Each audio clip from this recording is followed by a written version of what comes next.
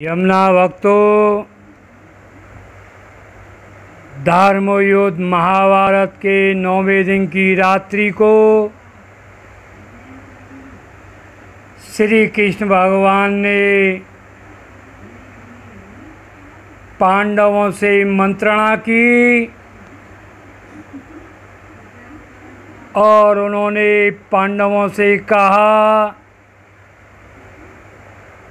कि भीष्म जी की मृत्यु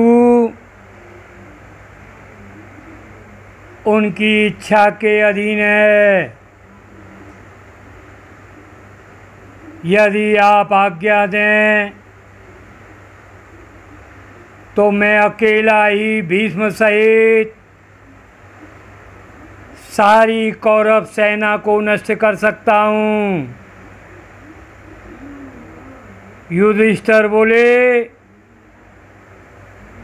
हे अर्षुदन, आप सत्य कह रहे हैं। आप संपूर्ण सेना सहित भीष्म जी को तो क्या, संपूर्ण त्रिलोकी को भी नष्ट कर सकते हो, किंतु आपने जो प्रतिज्ञा ले रखी है, आपके वचन को मिथ्या नहीं करना चाहता। अतः हे माधव, जिधर आप हैं उधर ही विजय होगी। हे जनार्दन, मेरी राय में तो भीष्म जी के पास चलकर ही उनसे जीत का उपाय पूछा जाए। वे मुझे उत्तम सलाह देने का वचन भी दे चुके हैं। यह सुनकर श्री कृष्ण बोले, धर्मराज, आपकी राय उत्तम है। इस प्रकार सलाह करके पांडव श्री कृष्ण के साथ भीष्म जी के शिविर में गए।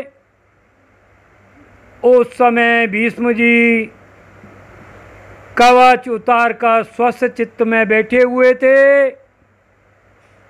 भीष्म ने कृष्ण सहित सभी को देखकर कहा,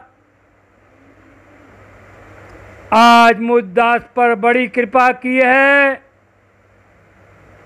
और भीष्म जी ने कृष्ण का बड़ा स्वागत कर कहा, मेरे योग्य क्या सेवा है।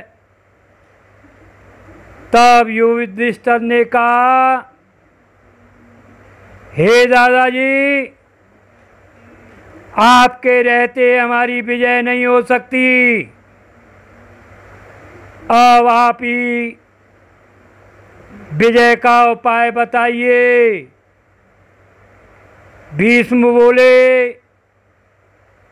हे धर्मराज, तुम सत्य ही कहते हो।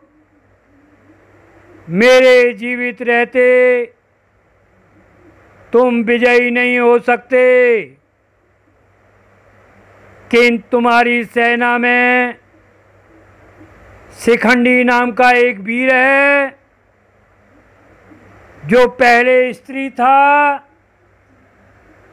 मेरे वध के लिए उसने शिव जी की घोर तपस्या की है, किंतु दानव वर से वह पुरुष बन गया है। और जब वह मुझसे युद्ध करेगा तो मैं अपने शस्त्र नहीं चला सकता। उसी को आगे करके महाबाहु अर्जुन मुझे बाणों से घायल कर धराशायी कर दे। भगवान श्री कृष्ण और अर्जुन के अलावा मुझे कोई भी नहीं मार सकता। किंतु शिखंडी को आगे करके तुम्हारी विजय अवश्य होगी। पांडव प्रसन्न हो गए और भीष्म जी को प्रणाम कर अपने शिविर में लौट आए। आज की कथा का वर्णन कर दिया है और आगे की कथा का वर्णन यथाक्रम करते रहेंगे। जय यमुना मैया की।